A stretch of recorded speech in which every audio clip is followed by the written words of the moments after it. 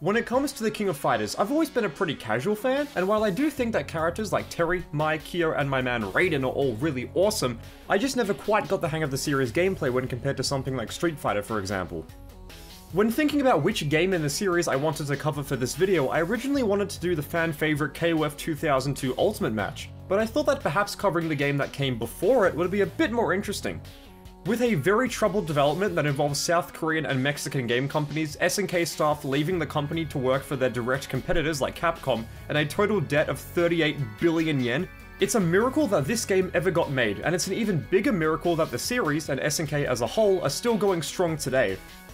I've always known the King of Fighters as being a 3-on-3 fighting game without a tag mechanic, but KOF 2001 flips this formula on its head. Returning from the King of Fighters 2000 are teams of 4 characters and an assist mechanic called the Striker system, but this game also allows you to choose which of your 4 characters will be active participants and which will be strikers. This game has a lot of unique features that I wasn't expecting as a casual KOF fan who is used to the tried and true formula of games like KOF 15 for example, so 2001 was a really interesting game to explore. Alright, enough teasing, get ready to enter the heat of battle in the King of Fighters 2001. Before we get into the gameplay of KOF 2001, let's explore the game's development.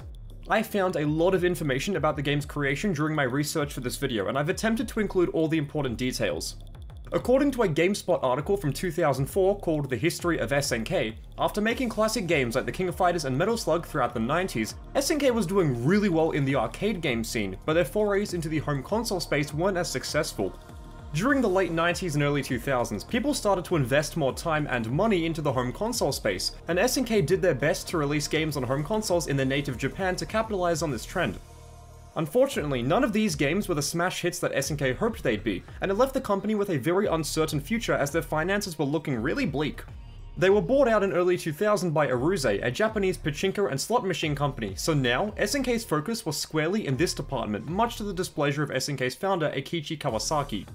Even though SNK's characters were featured in games that were successes like the Capcom vs SNK series, a majority of the profits generated by these games went to Capcom, as they handled both the development and publishing of this series. In June of 2000, SNK officially closed their doors in America, Canada, and Europe, and this ruined staff morale in the Japanese branch of SNK. Most staff members went to work for pre-existing studios like Capcom or Arc System Works, but the GameSpot article also explains, Kawasaki and a handful of SNK executives left the company. Rather than preside over his company's stagnation and downfall, Kawasaki, along with 5 other former SNK executives, founded the formation of a new entertainment company called Brezasoft.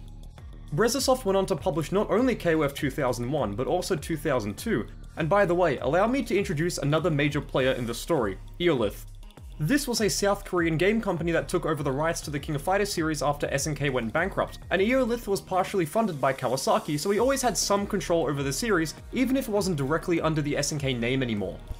According to a 2001 interview with Eolith's administrative director Yeon Min-hyum, I'm sorry if I pronounced that wrong, the contract states that the development of KOF 2001 will be handled by Eolith. However, KOF has continued as a series and SNK has an accumulation of knowledge to verify the product's details. What's most important of all is to create the product with a quality that's par to the previous game, and to go even further as to create it with higher quality so that the game can be enjoyed by all players. In order to do that, efforts to cooperate with SNK in such factors as planning of projects and checkup on quality/completeness are essential. Those factors are also written within the contract, so that will be our relationship. So, with SNK on the rocks due to poor finances and the King of Fighters 2001 being a joint effort between not only South Korea and Japan, but also Mexico, all forces involved were in a very weird predicament, and speaking of Mexico, allow me to introduce the final character, Evoga. They were a Mexican game studio that only made 2 games, with the most popular being Rage of the Dragons. I found a Mexican website called Atomics that features a retrospective article about the game that was written in 2016, and after translating it from Spanish into English, I found a really interesting anecdote about the game's development. It is well known that Mexico has always been one of the main consumers of SNK games in the world. By the year 2000, the opportunity had been presented to the team of the Mexican gaming company, Evoga, to work with Brezasoft in the development of games to impact the market in our country, being Mexico. During 2001, the team's second title, Rage of Dragons, was in development. The Evoga team was working, for obvious reasons, in the Brezasoft offices, and for that reason they coexisted a lot, either in a friendly manner or with arduous discussions for the benefit of the title. No cultural exchange with so much pressure is easy, no matter what. Since Mexico is the main market in the world for KOF games, Brezasoft was integrating elements that would resonate with the Mexican public so that the title would do well in our country. One of the new characters they introduced in KOF 2001, the fan favorite Mexican wrestler Angel, which I think is how you say it, was named after Avoga's founder Angel Torres. Also, and this is pretty funny, apparently members of Eolith and Avoga played the King of Fighters 98 together during the game's development, and both groups made a bet that if Avoga managed to win the set, they could design a Mexican character for 2001. Being Mexican, Avoga obviously won, and that's how Angel was created. While Avoga and Brezasoft were having the time of their life, they were eating pizza, they were playing the King of Fighters 98, they were having their car stolen because it's Mexico. You gotta keep in mind that due to their poor finances, poor SNK was over in the corner, terrified. According to a small passage from April 2nd, 2001, featured on the Japanese website Dengeki Online, according to a report by Teikoku Databank, SNK filed for civil rehabilitation today, April 2nd, at the Osaka District Court.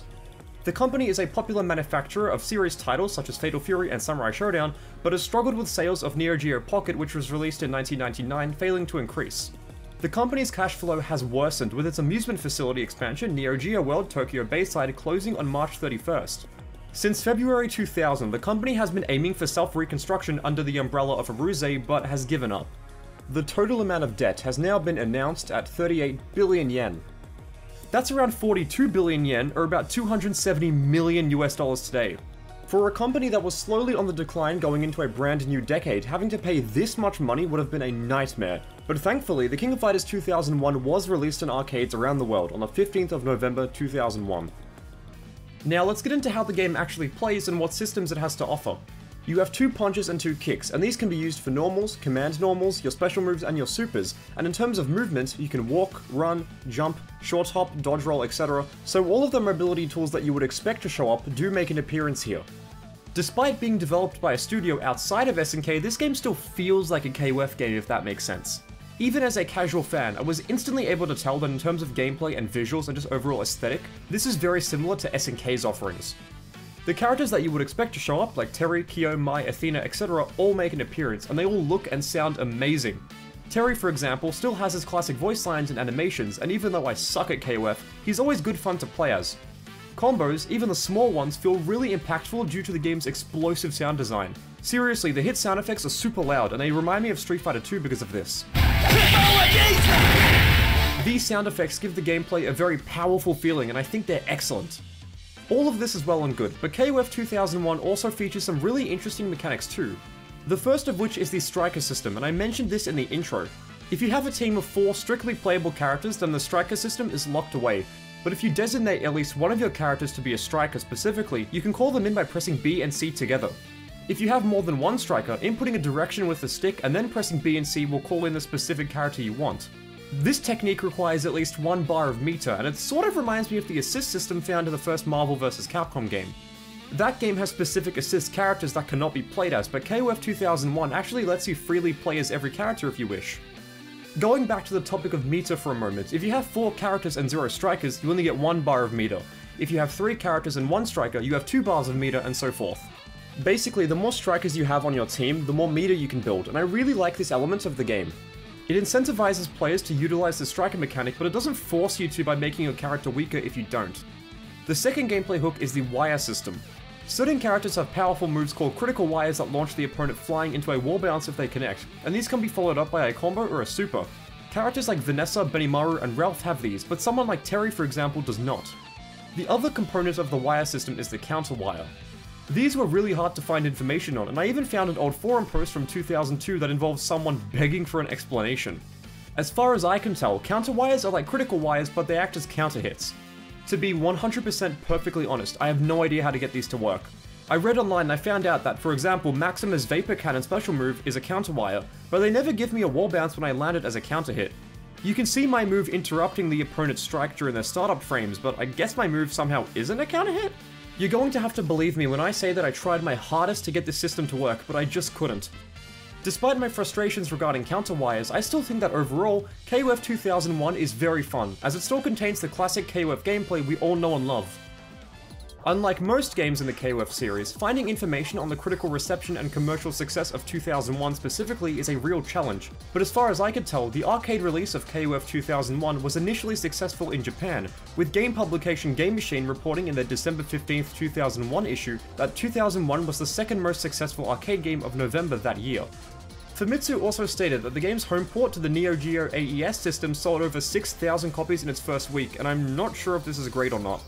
The AES was super expensive when it was released, and I found out during my research that when you adjust its launch price of $650 US, it comes out to around $1,500 in today's currency, which is crazy expensive for a game console. With how expensive this system came out to be, I'm not surprised that more people didn't buy it, and that also extends to the KOF 2001 home port. The game was also released for other systems that were more accessible, like the Dreamcast and the PS2, although these versions were never released in the West. After the AES port was released worldwide, the next worldwide home port of KOF 2001, as far as I can tell, was for the Switch of all systems. Released on the 27th of September 2018, this was the first time in a while that KOF 2001 became widely available to those interested in playing it who lived outside of Japan.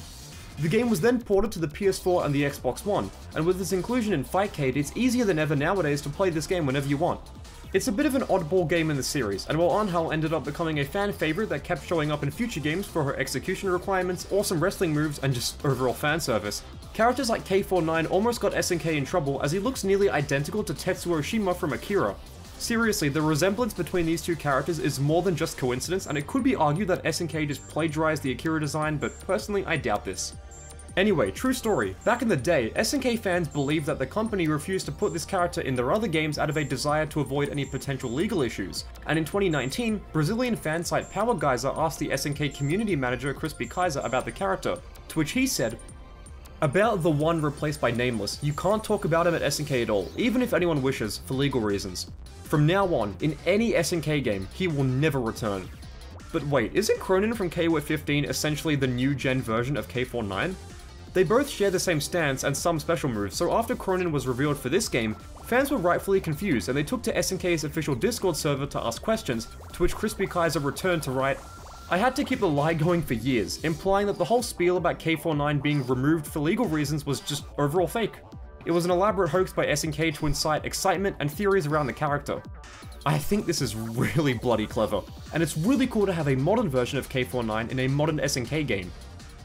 As one of the oddball entries into the series, the King of Fighters 2001's complicated and somewhat obscure development cycle, combined with its unique mechanics and presentation, ensure that it's a very interesting and quirky game. You can have lots of fun with it just by button mashing with your favorite characters, as well as by properly utilizing its complex mechanics with a synergetic team, so it's very enjoyable for players of all skill levels. I had never played KOF 2001 before making this video, and to be honest, my plan was to originally cover another game in the series before this one. But upon going down the KOF 2001 rabbit hole, I knew I had to check this game out ASAP. It just looks, sounds, and feels so cool, and I was instantly drawn to its art style and gameplay mechanics. Plus, it's the first game that Anhel was in, and she's really cool, so it gets extra points from me because of that.